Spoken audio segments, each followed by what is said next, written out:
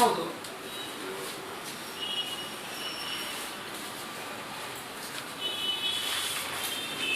ಅಲ್ಲ ರವೀಂದ್ರ ಅಲ್ಲ ನನಗೆ ಮಾತಾಡಿದ್ರು, ನಮ್ಮ ಡಿ ಟಿ ಸಾಹೇಬ್ರೆ ನನಗೆ ಮಾತಾಡಿದ್ರು.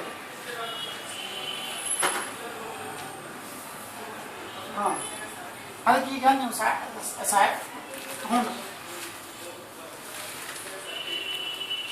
ಸಾಹೇಬ್ರು ಕೇಳಿ ಮಾತಾಡಿ. ಯಾಕಂದ್ರೆ ಇವರು ಬಂದಾರ ನಮ್ಮ ಕಾರ್ಪೊರೇಟರ್ ಸಾಹೇಬರು. ಆಮೇಲೆ ನಮ್ಮಲ್ಲಿಂದನೂ ಪ್ರೆಷರ್ ಇದೆ. ಎಕ್ಸಾಕ್ಟ್ಲಿ ಏನು ಅಂತ ಬೇಕು ನಮಗೆ. ನಾಳೆ ತಿಳಿಸ್ತೀರಾ ಸರ್? ಇಲ್ಲ, ಈ ಬಜೆಟ್ನಾಗ ಈ ಬಜೆಟ್ನಾಗ ಇನ್ಕ್ಲೂಡ್ ಮಾಡ್ಸಕ್ಕಲ್ಲ ಅವರು. ಒಂದು ನಿಮಿಷ ಶರತ್ ಅವ್ರ ಈಗ ನೋಡ್ರಿ, ಬಜೆಟ್ ಅಲ್ಲಿ 2 ಕೋಟಿ ರೂಪಾಯಿ ಅನುದಾನ ಇಡ್ಸಿದೀವಿ. ಹೊಸ ಇಡ್ಸಿದ್ದು ಈ ಸರಿ ಇಡ್ಸಿದೆ. ಜೆಸಿ ಅವ್ರಿಗೆ ವಿಚಾರ ಗೊತ್ತಿದೆ, ಆಯ್ತಾ? ಹೌದು, ಮಾತಾಡಿದಾರಲ್ಲ. ನಾನು ಜೆಸಿ ಅವ್ರಿಗೆ ಫಾಲೋ ಮಾಡ್ತಾ ಇದ್ದೀನಿ. ನೋಡಿ, ಇವತ್ತು ಮೀಟಿಂಗ್ ಕೂಡ ನಾನು ಅಟೆಂಡ್ ಮಾಡಿದ್ದೀನಿ. ಬಂದೆ, ಸಾಲಿ ಸಾಹೇಬ್ರಿಗೆ ಫೋನ್ ಮಾಡಿದ್ರು, ನಾನು ಬಂದೆ, ಕರೆಕ್ಟಾಗಿ ಅಟೆಂಡ್ ಮಾಡಿದ್ದೀನಿ. ಜೆಸಿ ಅವ್ರನ್ನ ಒಂಚೂರು ಫಾಲೋ ಮಾಡಿ, ಸಾರ್ ಹಿಂಗಿದೆ, ಹಿಂಗ್ ಆಗ್ತಾ ಇದೆ ಅಂತ ಅವ್ರ ಗಮನಕ್ಕೆ ತಗೊಂಬನ್ನಿ. ನಾನು ಒಂದ್ಸರಿ ಮಾತಾಡ್ತೀನಿ, ಆಯ್ತಾ? ಅದು ಫಾರ್ವರ್ಡ್ ಆಗ್ಬೇಕು, ಅದು ಡಿಲೇ ಆಗ್ಬಾರ್ದು. ಸರಿ ಸರಿ, ಅದ್ ನೀವು ಮತ್ತೆ ಏನ್ರಿ ಕೆಲಸ ಸ್ಟಾರ್ಟ್ ಮಾಡ್ಲಿಲ್ಲಲ್ಲಪ್ಪ? ಅದು ಯಾಕೆ?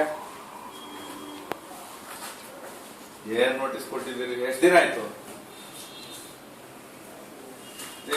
ಮತ್ತೆ 2ನೇ ನೋಟಿಸ್ ಕೊಡಕ್ಕೆ ಎಷ್ಟು ದಿನ ಬೇಕು ನಿಮ್ಗೆ?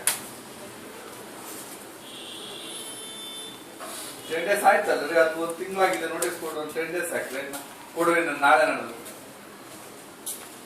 ಈಗ ನಾವೇನ್ ಏನ್ ಮಾಡ್ತೀರೋ ಅವ್ನ ಹಿಂದೆ ಬಿದ್ದು ಕೆಲಸ ಮಾಡ್ತೀರಿ. ನಮ್ಗೆ ಅರ್ಜೆಂಟ್ ಇದೆ. ಸರಿ, ಆಯ್ತು. ಅದನ್ನೊಂಚೂರು ಜೆಸಿ ಅವ್ರು ಗಮನಕ್ಕೆ ತನ್ನಿ. ಕೇಬಲ್ 11 kV ಶಿಫ್ಟಿಂಗ್ ಅಂತ ಹೇಳಿ ಗೊತ್ತಾಗ್ಬಿಡುತ್ತೆ. ಸರಿ, ಹಾ, ಓಕೆ.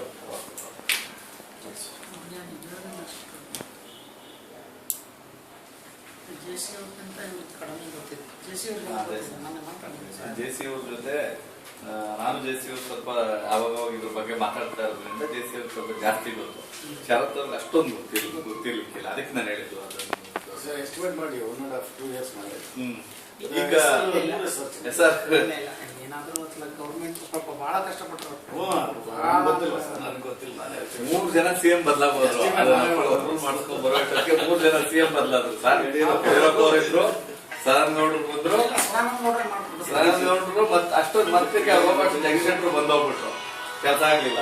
ಈಗ 4ನೇ ಸಿಎಂ ಬಂದಿದ್ದಾರೆ, ಇನ್ನೂ ಕೆಲಸ ಆಗಿಲ್ಲ ನಮ್ಗೆ. ಅದೊಂದು ಜನ ತಿಳಿಸ್ಕೊಂಡು ಸರ್, ಅದು ನಾವ್ ಯಾಕೆ ಒತ್ತು ಕೊಡೋದು ಅಂದ್ರೆ ನಾವೆಲ್ಲ ಶಾಶ್ವತ ಅಲ್ಲ. ಅದು ಆ ಕೆಲಸ ಶಾಶ್ವತ ಕೆಲಸ.